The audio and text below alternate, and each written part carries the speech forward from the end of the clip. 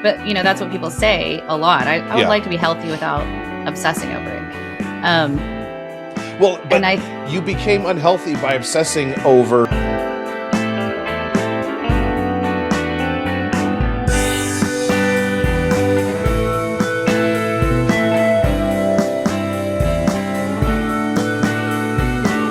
Welcome to the Bacon, Bibles, and Barbells podcast. I'm Coach Justin, joined by Coach Amanda. Emily is missing because we're having the flooring installed today in the house. And so she's going to do a bunch of stuff for that. And Bill will be here someday, we promise. He does exist for those of you that are near to the show. He does exist. He is real, and he does great programs for clients. So today we're going to talk about balance in life. I've kind of like semi-titled this like balance is a myth. Maybe the YouTube will say something different, but excuse me, that's kind of where it is. So we're going to talk about what do most people mean by balance? Because it feels like culturally there's a lot of it's like people seek balance in life, like it's this thing you seek, and the most, I guess what I would submit to that is all of the most extraordinary people I know, and probably the happiest people I know. Not that happiness is like the ultimate goal, but it sure is nice for them. None of them are what I would call balanced people. Would you? No, they're usually extreme at something. Yeah, at least at something, right? They're not balanced people. And so like often I think they're phrased about like a little bit of this, a little bit of that, a little bit of everything. Don't go too hard. And then my favorite phrase, moderation in all things, which is in the context of, and biblically in the context of like eating and what you put in your body, which, yeah, you should have moderation as far as what you put in your body. But as far as your approach to life and the things you do in life, I would even submit that to have this is going to be horrible phrasing, but it'll work. To have a balanced diet, you need to have an imbalanced approach. Because if you have a balanced approach and you eat anything like what is put in front of us as Americans, you're going to be really unhappy. You're going to be really unhealthy. You're not going to live as long. So I think that ultimately, like we want to kind of explore this a little bit, but I want to put in front of people, like, while you listen to this, be open to maybe I am balanced and maybe that's not a good thing. Nobody who accomplishes anything serious in life does so in a balanced manner. People that want to get an advanced degree, they're not balanced when they do it. People that want to step on a bodybuilding stage, it's not a balanced thing to do. You don't live balance in life. Every state powerlifting record I've achieved did not come through good balance in life. Every business endeavors, whatever you want, like every major accomplishment came from serious imbalance of life weighted toward the goal or the thing. And so if you want to be regular, if you want to be mediocre, seek balance. If you want to be another fat, sloppy American with metabolic and cardiovascular disease, go seek balance. But, maybe that's not for you. I hope it's not. So, and I'll also say this too, of all of our clients, everyone that we've worked with over the years, who gets the biggest results, the balanced or the imbalanced ones? Well, they're imbalanced, especially for a season, because you're putting a specific focus on your health for a series, a span of time. I guess it becomes to feel more balanced because it becomes more natural to you as you do it. Yeah. But there is an intentional attention you're giving to having your nutrition dialed in, or actually showing up to the gym every day. Like there's whenever you focus on something, your thoughts outside of that thing tend to gravitate toward it at the same time. You're focusing on your health, so your whole day is going to be around that, and it makes more of a difference. I think you brought out something right there, actually, that's you kind of glossed over it. That's actually more important than what you just said. is that it feels imbalanced while you're pursuing it. But you're just talking. But in your example, I think you're just talking about someone that goes from eating unhealthy to getting to a healthy state, and then finding a ongoing lifestyle that continues to promote their health. Mm-hmm. That's that balance that they thought they had before was a perception, and the balance that they would have achieved afterward was also purely a perception and not in touch with any kind of real, like, reality.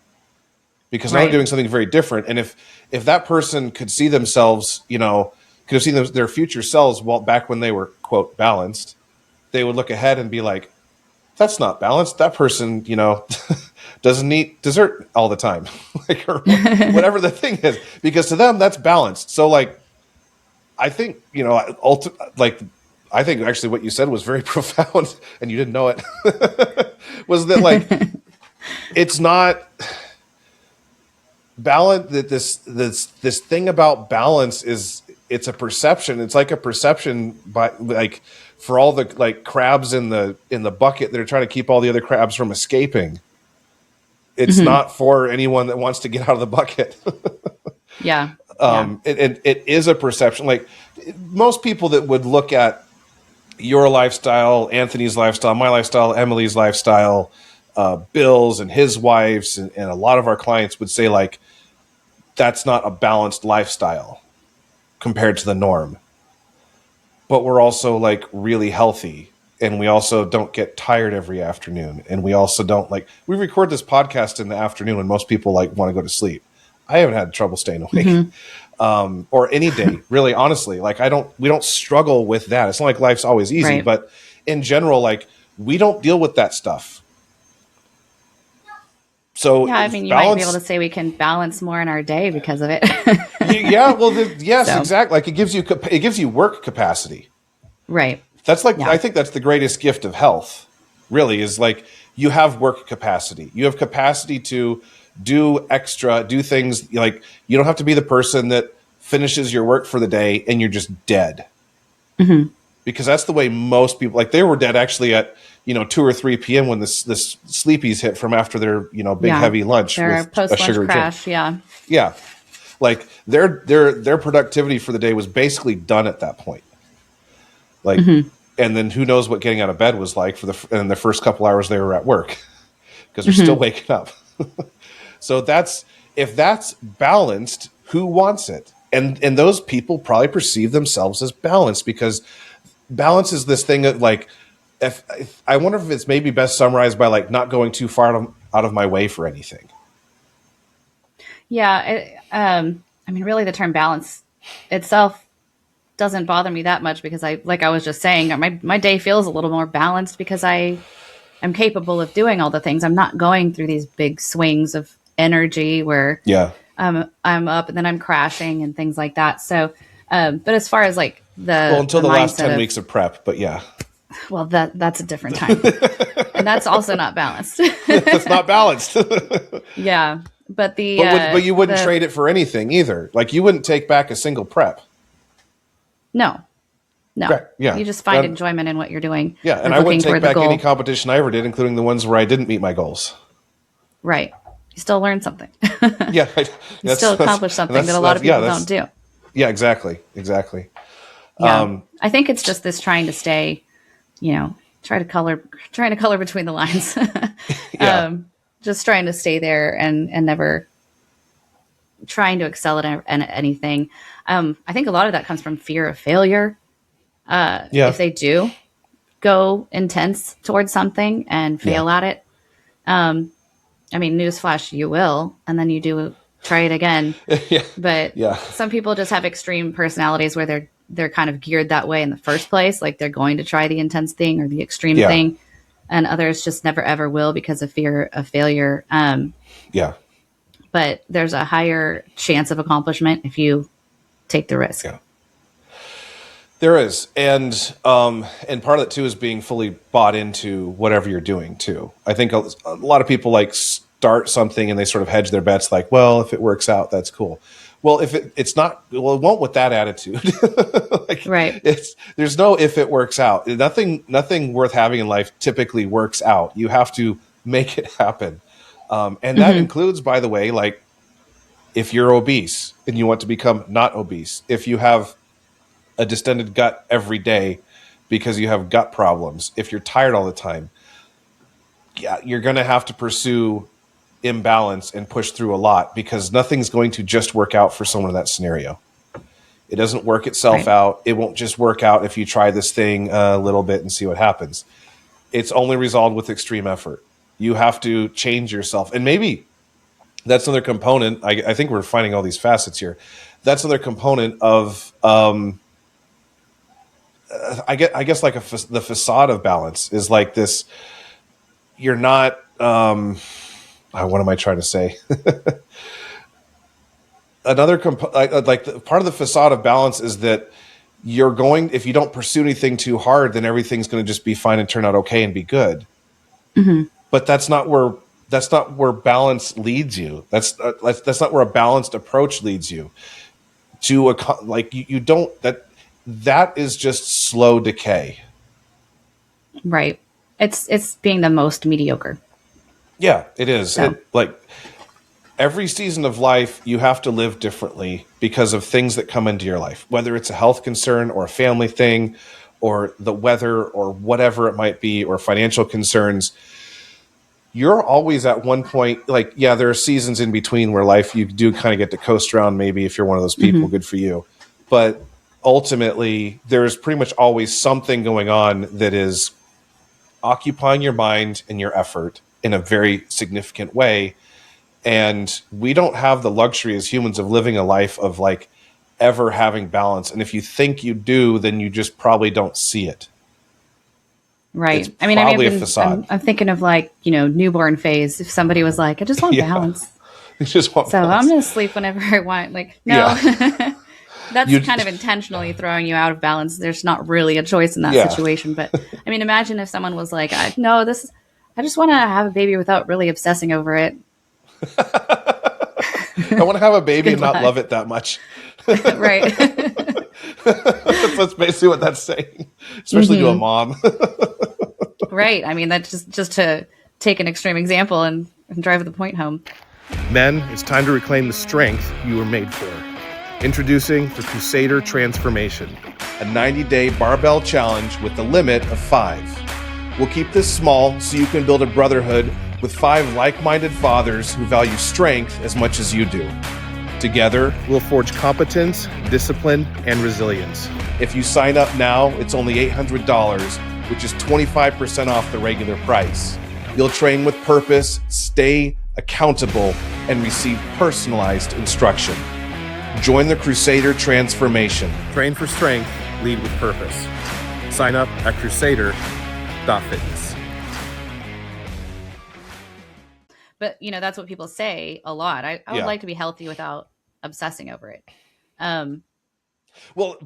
You became unhealthy by obsessing over bad things, though. To become obese, for example, you have to eat thousands of meals poorly. Yeah. That's not balanced. No. You had to pursue it, and it happened organically. I get all that, of course, but it's still what happened, and you had to pursue that over years, maybe decades of life to accomplish obesity. Mm-hmm. In almost every case. I think that where this becomes complicated, especially for Christians, is, we're always wanting to look out for things that we might be making an idol. And so anything that appears to be obsessed over or that you're spending a lot of time on, we tend to say, oh my goodness, I have to back out on that because now it's becoming an idol. Yeah. So it's important to define how that you can be extreme at something and it not necessarily be an idol. That's actually how people develop very qualified skill sets because they've intentionally kind of obsessed over it for a little bit. There is a line where it can become idolatry. Sure. But it's generally beyond where people start to pull back. Yeah. I don't think most people that struggle with their health are in much danger of their health becoming an idol.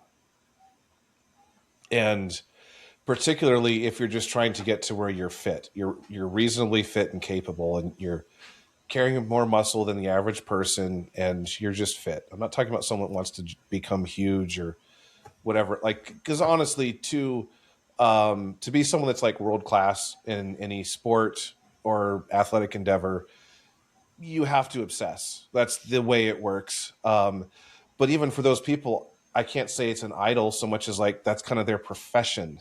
Like that's what they do all the time, Mm-hmm. and they've made sacrifices for it. I don't not going to speak to their heart on the matter. Like, is it purely like what's the motivation? Pure vanity or just excellence at what you do, Right. or both? So like the motivation matters, but if you're in a stage of life where you've realized I am obese, I have metabolic disease, I have this, and this, like going all in on fixing that, which can basically be a full-time job for months or even years, is the right way to go. And that's not an idol because you've actually made an idol of eating too much and not moving enough. That's Mm-hmm. where the idolatry is. And what cutting that out looks like and what repentance looks like is doing the opposite of that, and repairing that damage does obligate a serious time investment and a serious effort investment. And that's not idolatry because you're just trying to get back to the point where you're going to be a capable human being who can Mm-hmm. do the things you're supposed to be doing. Yeah. Yeah. Like when we had Ian on here, a couple months ago, he went from like 560 pounds or whatever. And now he's down to almost down to 400, I believe. And so like he's had to, like that battle is an all day, everyday battle for him. Yeah. Because he's told me he could still to this day, he could grab a family sized pack of what's the Sour Patch Kids or whatever, Mm-hmm. and take a few hour road trip and just eat all of them. Mm-hmm. Like it was nothing. It could still be nothing to him. He would feel gross because he's used to feeling pretty good now. He would feel Right. disgusting and terrible. He was used to feeling that way. Like all the things, he would feel guilty, of course. But like physically, he could just give in to that at any time, and he knows that about himself. And so Mm-hmm. it's still a full-time job for him to always be like, I eat this and no more. I eat this and no more. And that's the Yeah. like he has those boundaries. But he has to in compensation for something. But the result is he's a better father. He's a better pastor. He's better at his job. He's better at being a husband. Like everything in his life, he's better at. So he's actually in having an imbalanced approach to fixing this problem in his life, achieving balance, Yeah. like in another sense. Right. I mean, just saying I'm striving for balance is vague anyway. Like striving for balance, it actually Yeah, requires no commitment, no sacrifice, no clarity. So yeah, if you don't have a clear and defined goal of what you're building toward, if you're just saying I just want balance, then that's just a wish. That's not a goal. yeah, That's just not measurable. You can't hit it. You can't know when yeah, you're done achieving yeah. it. And I get some people aren't goal oriented people. I struggle to identify and I try my best to understand that. But but at the same It's your goal time, to understand people that are it's my not goal to goal understand oriented. people's nipples. But still, like, how do you know if you're saying I'm striving for balance? How do you know when you've done it? How do you know when you've achieved You, balance? you can't you can't because life will never afford you a window of actually having balance. Life has times that are easier and harder for sure, but there's always stuff that draws your attention, Right. and like you're you're not God, like so God makes us stewards of all these things including our bodies, and stewardship is mostly like this financial concept of managing someone's money for them. Mm-hmm. And so this or someone's kingdom for them too, or something like that. We've all seen Lord of the Rings. So a steward does not get the luxury of only having in the financial terms operational expenses at all times.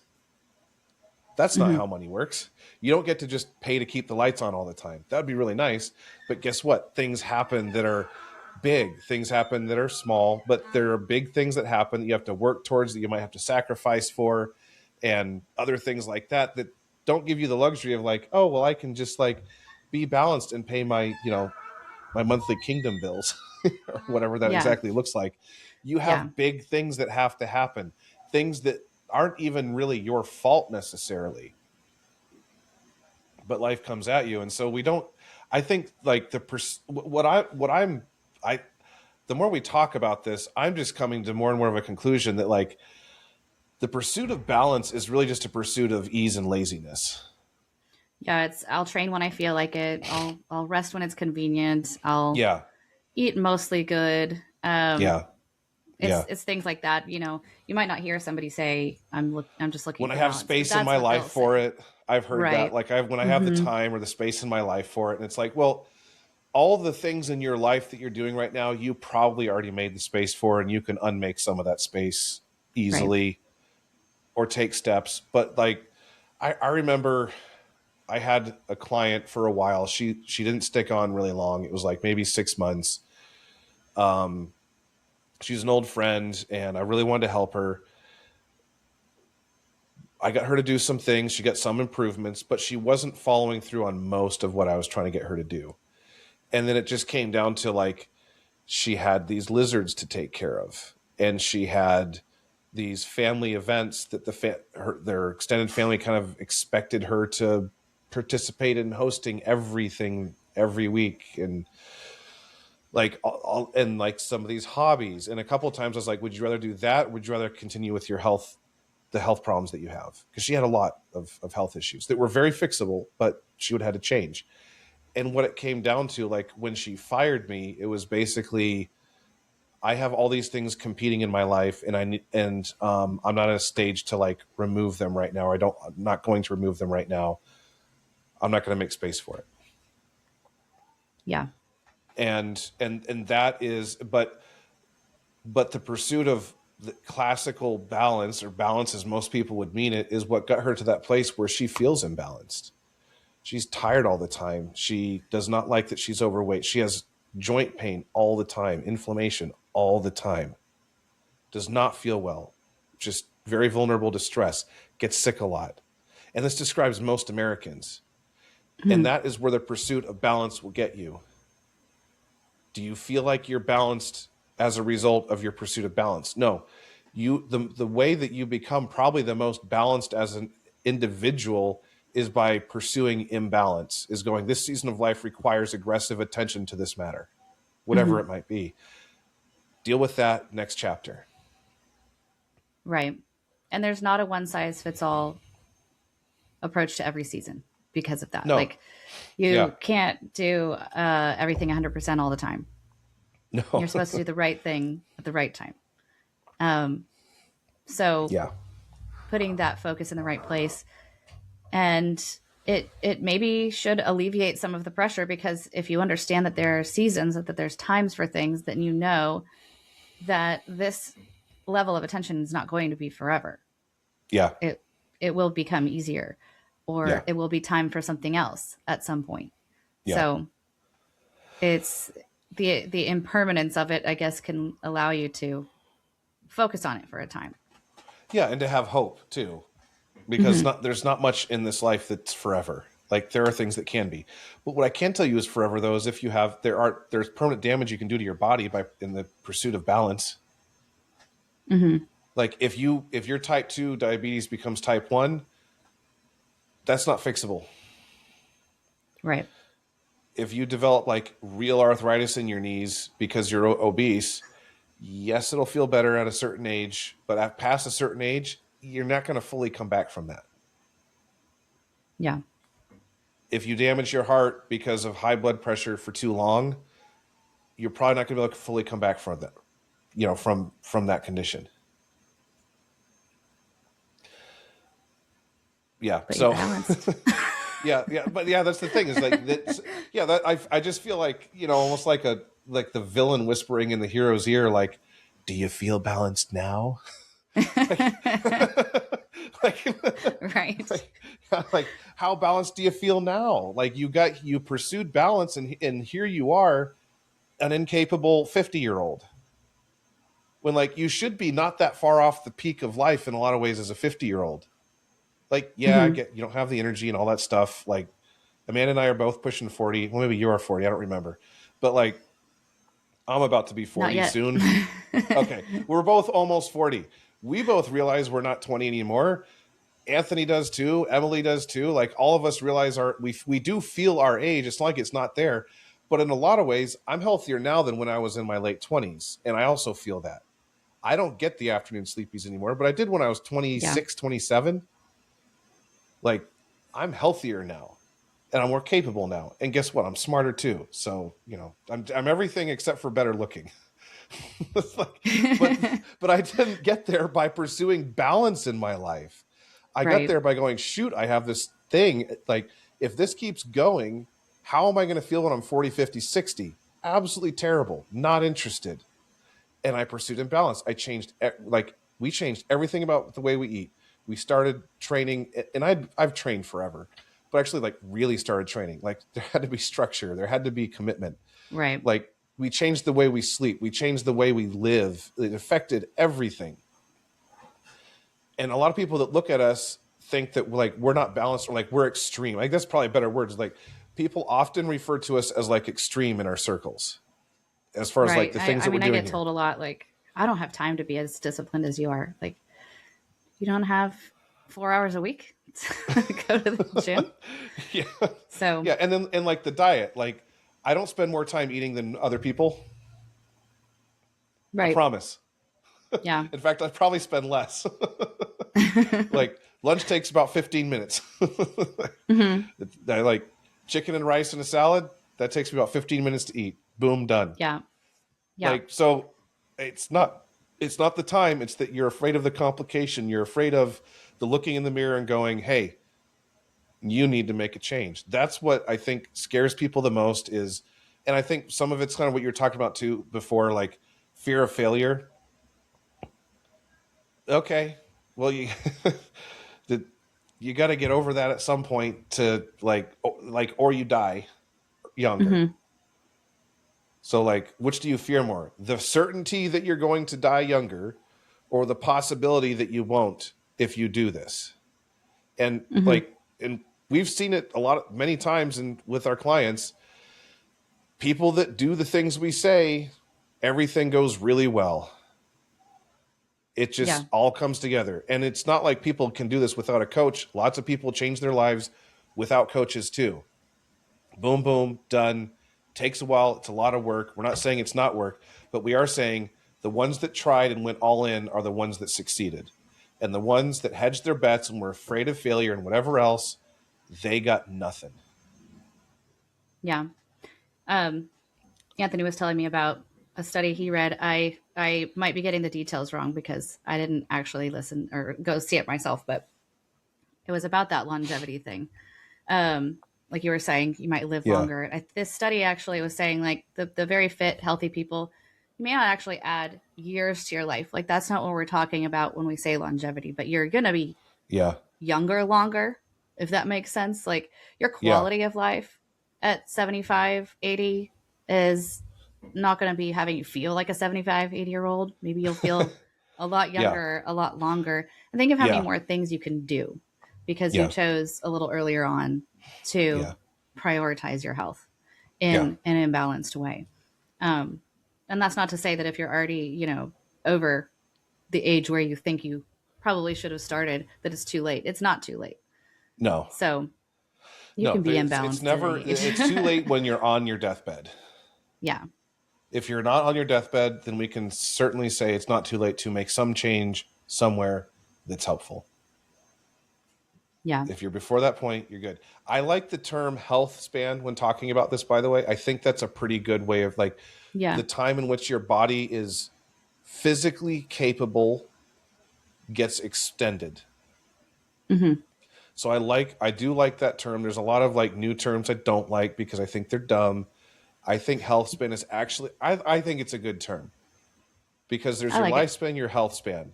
And even let's say you live this, I'll even say this. Let's say you die younger because of training and dieting the way we say you should. Let's say it cuts 5 years off of your life on average, which it won't. But let's just say for a minute, if you do everything we say, we guarantee you'll die 5 years younger. How about that? But right up until that last 5 years, you will be totally physically capable. Who would take that deal? I would take that deal. Yeah.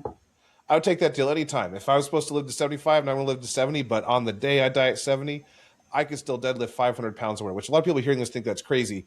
A 70-year-old man deadlifting 500 pounds is not crazy. It's not as extraordinary as you might think. It just sounds like it because it's usually not done, but not because it's actually impossible. I've seen it done. Anyway, I would take that deal any day of the week, especially over the way I see most people get to their 50s and they spend the last 20-something years of their life shuffling around and fearing the day that they step wrong and break something that they'll never come back from. Right. But they really do live in fear of that fall, of that step and break something, instead of just doing something to alleviate the fear. Yeah. And taking more and more drugs, because that's usually the way it works. You start taking your drugs in your 30s or 40s, and then another drug, and you're on one blood pressure med, then you're on another blood pressure med, then you're on a statin, and then you're on, just name it. When we're taking these hormones, whatever it is, you're oh great, you're menopausal, and so you're actually menopausal. So we're going to put you on estrogen. That's going to work great. Boom, boom. All these things start happening.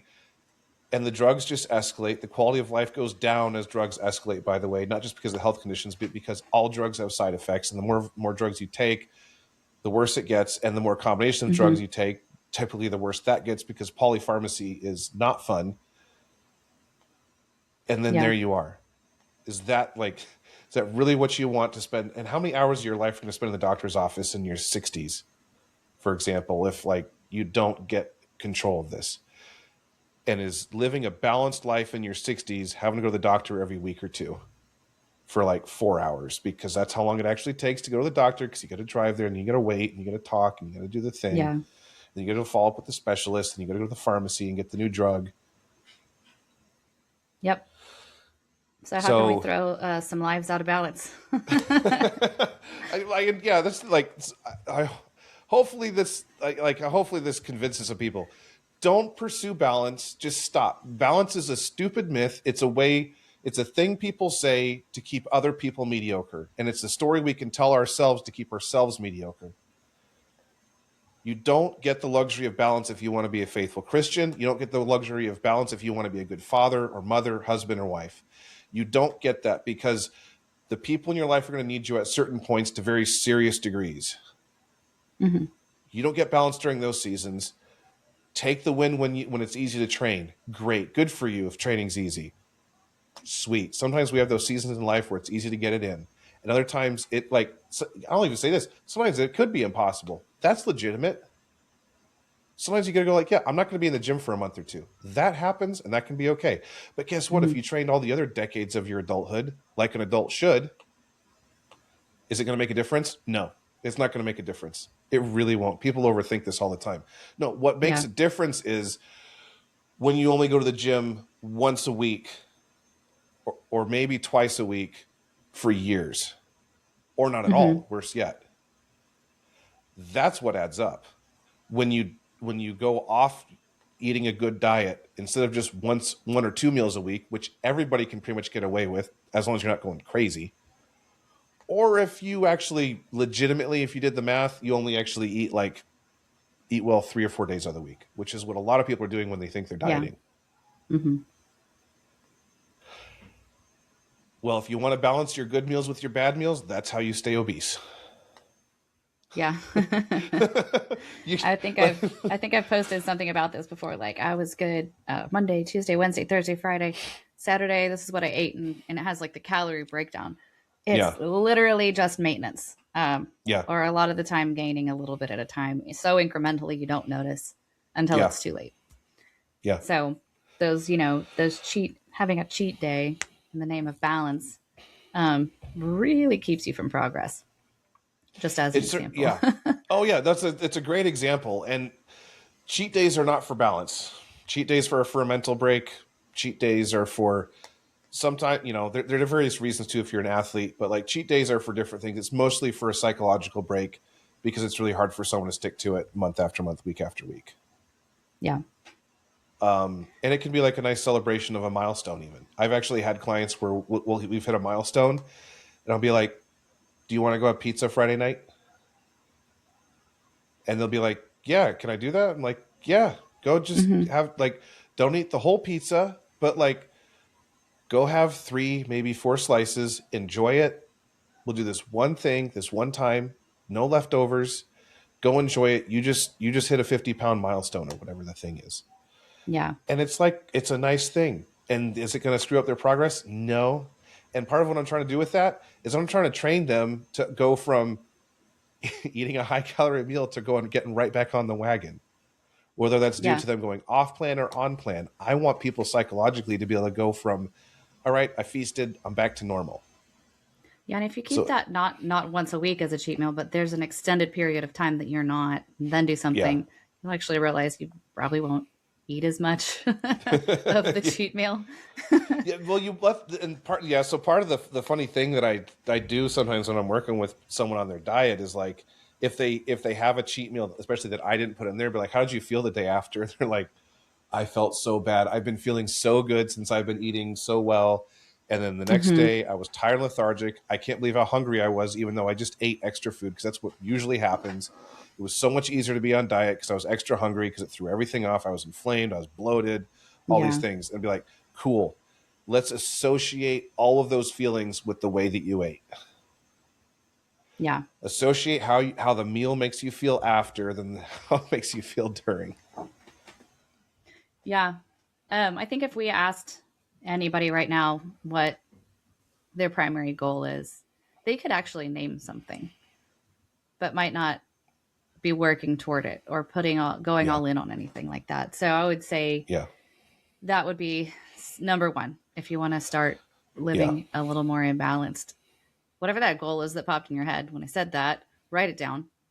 Yeah. And That's probably your conscience. yeah, Yeah. Like, write it down. like And that thing you're afraid of saying, that's probably the best thing for you to do. yeah, exactly. And it might not even be health. I mean, we talk about health because that's Oh, yeah. that's what we're doing. It could be something with Yeah. your family. It could be something with your business. It could be a career move. Yeah. Yeah. Yep. So, Could I be mean, whatever take it that might be. vacation with your family, or I don't know. Right. You have to be But, discerning about the thing, but yeah, like of course. you know, no, you're probably not going to be a movie star. Right. Yeah, to be a dancer in a polka band. So, like you're not going to have that, but like if it's like, but it's okay to think a little bit big. When I first started training, I was 135 pounds when I started taking this stuff seriously. Realized I had to gain weight. I thought at the time, man, I would love to deadlift like 315 pounds. That would be, and then maybe once in my life if I deadlifted 405. That would just be so amazing. Yeah. And I did both those in the first year and was like, oh, well, apparently my goals were unreasonably mediocre because, yeah, it's not that big of a deal for a 30-year-old to deadlift 500 pounds. It's really not. A 30-year-old man. Like, it's not that big of a deal. Yeah. And so, like, the goals had to be adjusted. Anyway, like, just figure a reasonable goal, go for it, and go like, yeah, life's not going to be balanced. It's not supposed to be. And if you think you're in balance before you started, it's a facade. You're lying to yourself. It's delusional. That's okay. You realized it now. Go do the thing. If you're afraid of failure, well, guess what? It's there. Face it. Do it anyway. Yeah. Like, balance is a myth, and mediocrity will not keep you in balance. Right. Yeah. It certainly won't keep you happy. It won't keep you healthy. I just want to run through a couple more practical things people can walk away with after you've written your goal down. Define your non-negotiables for that goal. Yeah. And those are the floor, not the ceiling. That's the big mistake that a lot of people make. Let's say, getting a certain amount of sleep or whatever. People are setting that as like the top goal. But like, that's the non-negotiable part. That's the floor. That's where you start. Like you just do that thing. Which is already going to feel imbalanced. I'm going to eat well 80% of this week. That's the floor. That's not the ceiling. So Yeah. if you start there with your non-negotiables, it makes it a little bit easier to stick toward moving toward the goal. What's the goal? name the non-negotiables, stick to those things, and be willing to say no to other things. Yeah. To meet that. If it doesn't meet your goal, say no to it. That's not failure. Yeah. That's not, oops, I'm so out of balance. I can't even be mediocre anymore. Oh no. That's stewardship. Being able to say no and have boundaries and know what you're allowed to say yes and no to. That is part of stewardship. And it's not going to always feel like balance. So just some easy, practical, generic steps. Yeah. I think those are really good and will be helpful for people. And give it time boxes too. Don't make goals indefinite. Give them goals should be reasonable. Clients often struggle with goal setting because they're like, I want to get to this weight. Like, okay, well, reasonably that's a year and a half away because you've got a lot to lose. So let's think about the first so many pounds. Yeah. In the next handful of months. Because if it's too far away, it's kind of ridiculous. It can be a long-term goal, but you have to have goals that are the baby steps along the way. So break it up into chunks, periods, blocks. That's how we do training and diet and everything else. Pretty much most things in life should be periodized, which means this block of time is for this very specific aspect of the goal. This is for development of the next goal or whatever it is, or setting up the next goal for success. Map it out. And the other thing is just start. Do you need to rearrange something in your life to make that happen? Fine. Figure out what that thing is. Move it. We're adults. We can just do things. It's okay. Yeah. So cool. Well, I think we got this one. So obviously, if you're trying to figure out how to implement some of this stuff, we do we write programs and stuff. We do help people establish goals, help people have reasonable goals and expectations, and also work toward them. And the best guarantee I can give you is that people that do what we say get results every time, and the people that don't. So if you have a health goal, if you have a strength goal, something like that, please reach out to us. We can even talk to you just about hey, that's reasonable, not reasonable. Maybe you should temper that or increase your expectations and help you work towards it. So highcallingfitness.com. And until then, gains of grace. Gains of grace.